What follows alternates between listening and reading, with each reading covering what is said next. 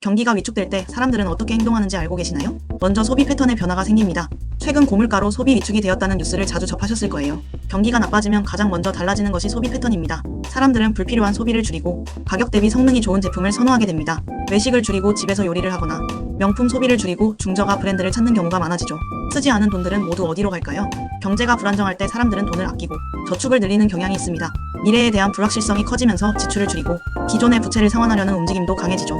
요즘 트럼프의 관세 전쟁으로 주식, 코인 시장이 모두 어려워졌다는 이야기 아시죠? 사람들은 경기가 악화되면 위험한 투자보다 안전한 자산을 선호하게 됩니다. 주식과 부동산 투자보다는 금, 달러, 국채와 같은 안전 자산에 대한 관심이 증가하게 되는 거죠.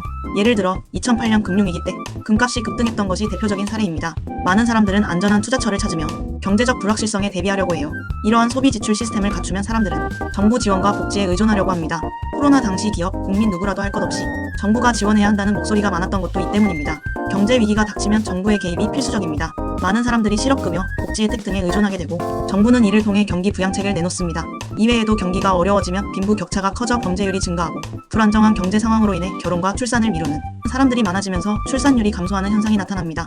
하지만 이런 상황에서도 위기를 기회로 만드는 사람들이 있는데요. 경제 위기 속에서도 항상 새로운 산업이 떠오르곤 합니다.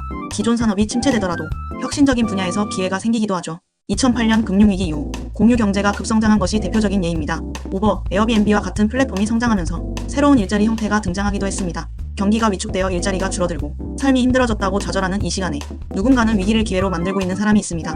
과거의 사례를 통해 현재를 이해하고 미래를 준비하는 것이 현명한 선택이겠죠. 그럼 지금까지 신문 속 지식을 찾아 헤매는 3분 지식이었습니다.